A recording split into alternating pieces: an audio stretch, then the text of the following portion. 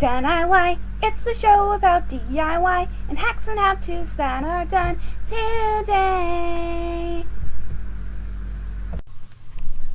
Hi guys, I'm over here and welcome to another fine episode of DoneIY. When was the last time that we actually made something on DoneIY? I feel like the past few episodes of me just putting costumes and outfits and stuff together. So it's time to actually knuckle down and actually do some creating. And the other day, I noticed that this dress that I have, it's fraying right here, so I was like, perfect! It's time to DIY it into something.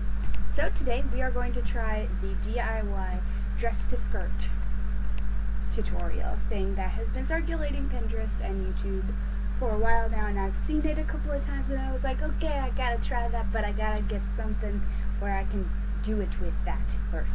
Okay, so first things first, you want to take your dress and flip it inside out so that any cuts, any folds, any gluing you do, it'll look more professional because you won't be able to see like certain things because it'll be on the inside. So now that it's inside out, what you want to do is I'm going to go ahead and cut under where the arms are and then just try to cut across. I was thinking about cutting it higher, but I'm not sure how well that would work. And I don't really want to risk it. So we're just going to stick with cutting it like under the armhole.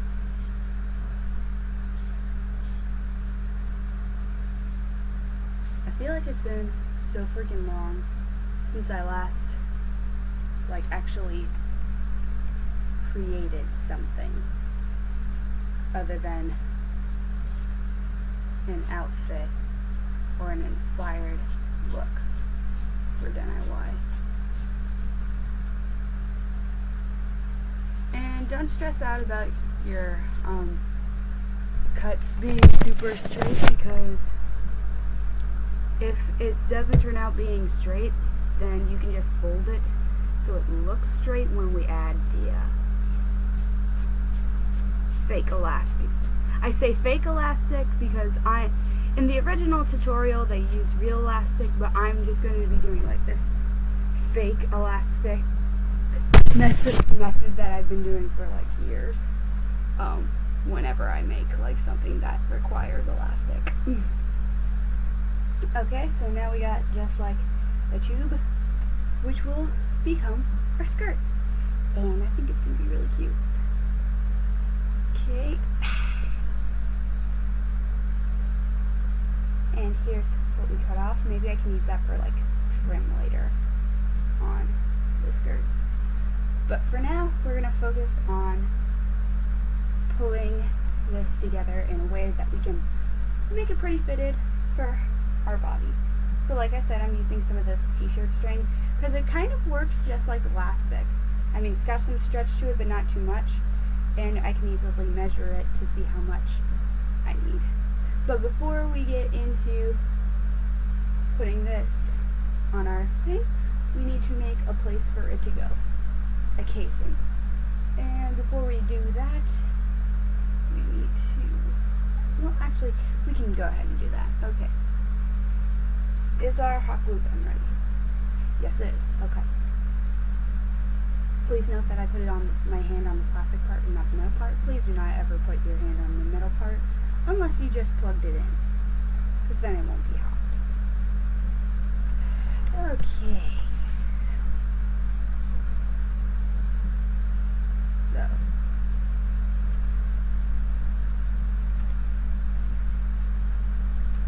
Let's move you guys so you can see. Now, as you can see, I did a pretty bad job of cutting this, but that's okay. Like I said, we can just fold it so it's nice and straight.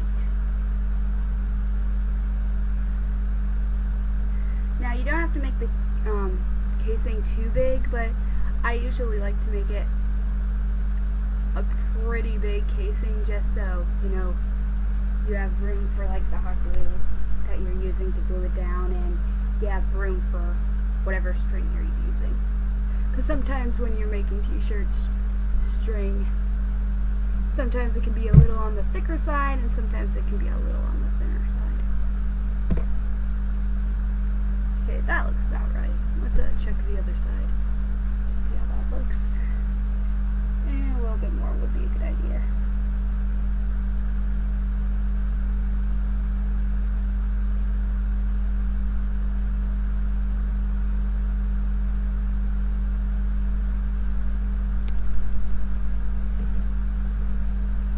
One more.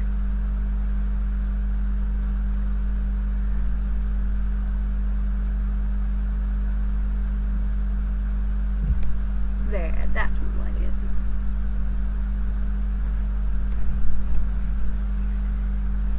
It's better to make a too big casing for whatever you're using than to make a too small casing. So always go a little bit more with your casing than what you think you're gonna need. That way, not only will it be easier to get the whatever you're using inside the casing, it'll also be more straight and better looking. Okay, so let's see if the hot glue gun is ready to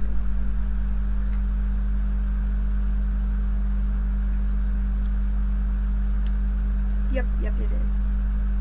I feel like it's been forever since I've used this, so if I totally look like a rookie when using this hot glue gun, then that's why. Because it's been forever since I've used it.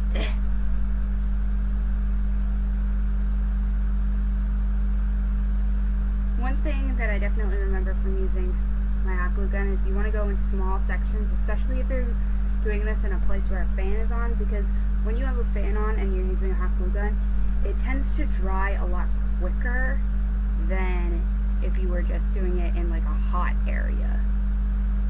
So just do it in like small sections, and be careful not to burn yourself if you're touching the fabric on the other side like I am.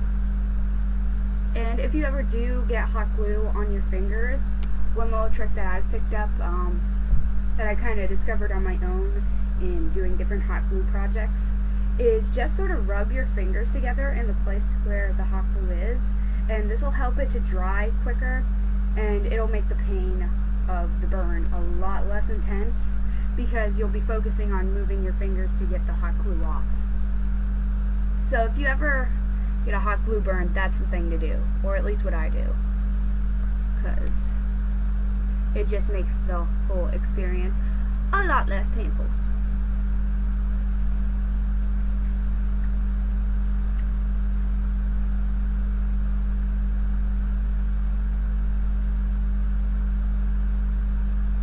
I feel like I'm going back to talking like some of the YouTubers that like I was watching when I first started YouTube. Like when I first learned about YouTube as a platform, it was through what is now known as AGTube, which is basically American Girl fans and their content on YouTube. And one of my favorite AGTubers, and to this day I actually kept up with, even though I'm not really into AGTube anymore, the one person that I kept up with from AGTube in the way of I still subscribe to her and I still, you know, watch her videos from time to time is Steven's What a Dancer, aka Sarah. She was one of the first AGTubers that I ever discovered, and she was one of the first YouTube channels that I subscribed to when I got my YouTube account, and yeah, her content is great. In fact, I feel like I kind of picked up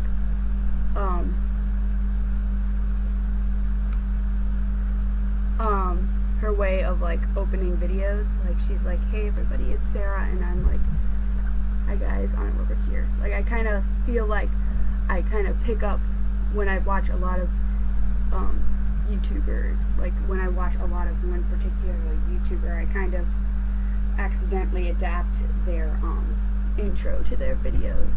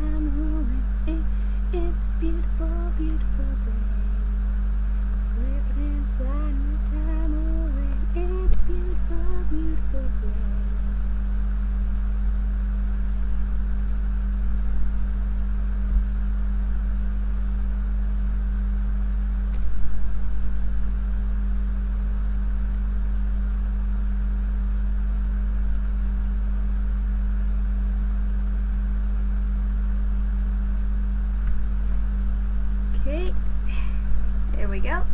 Now that we've made a casing, it's time to make a way to get into said casing. And I'm probably going to make it on one of these sides so that it just looks clean and nice.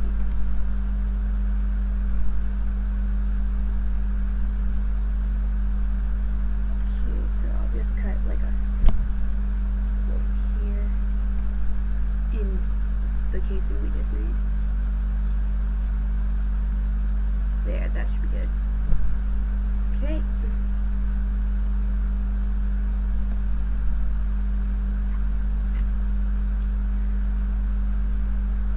Now we gotta create some way to get our string into the casing and be able to hold onto it. Now I've seen several different ways that people do this. Some people like to use a safety pin. Some people just like to make the casing around the elastic or the string, which I guess I could have done that, but I didn't. But since this t-shirt string that I'm using already has a lot of knots in it, I think I'm just gonna try it as is. So let's do this.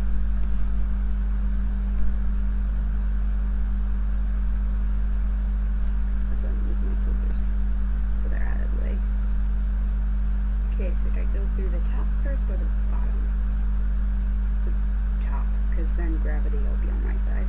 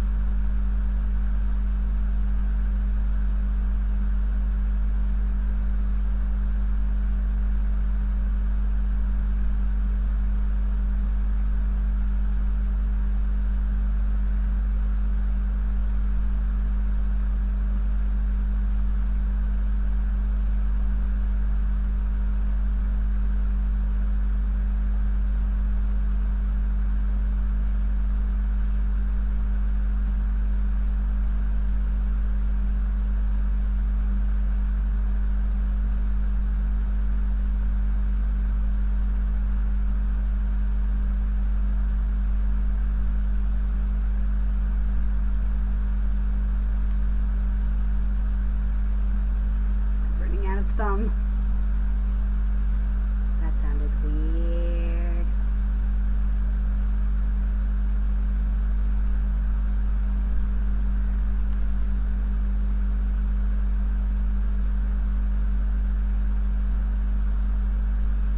Yeah, I should have just made the casing around the string, but we're dealing with the present now, and we're just gonna take our time and do it.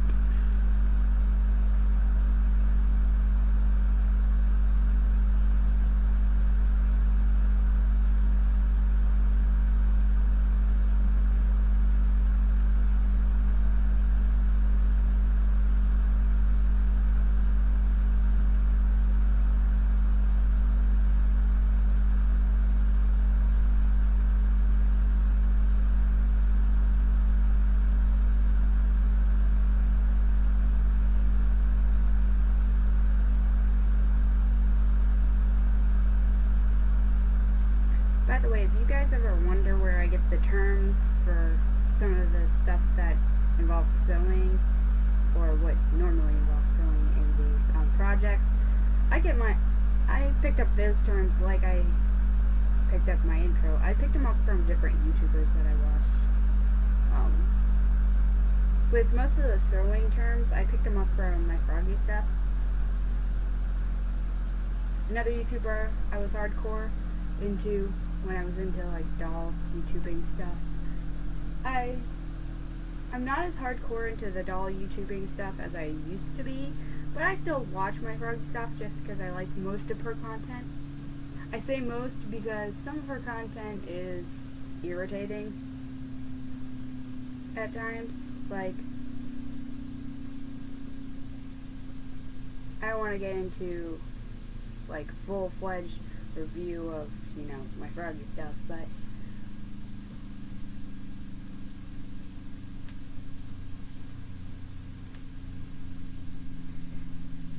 let's just say I mostly just watch the craft tutorials on her channel and the doll reviews. I mostly watch those. I don't watch the other stuff. Oh, and I watch her top 10 lists that she recently started doing.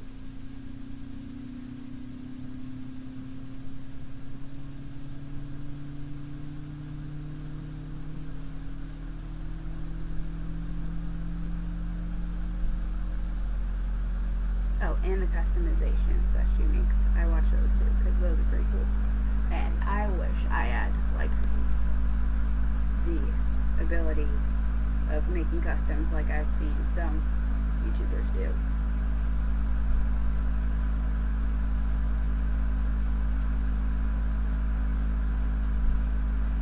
There we go. We're almost done. There we go.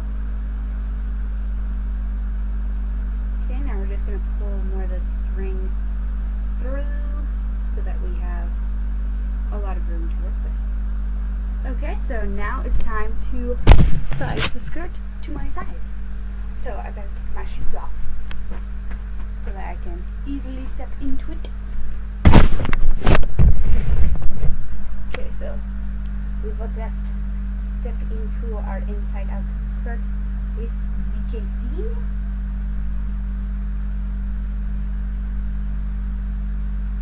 Kind of like putting on a trash bag at this point.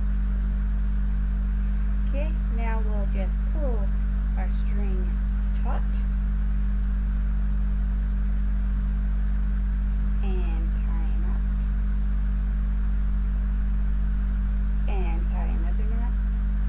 You can tie them both if you want, but no one's gonna see it, so really no point.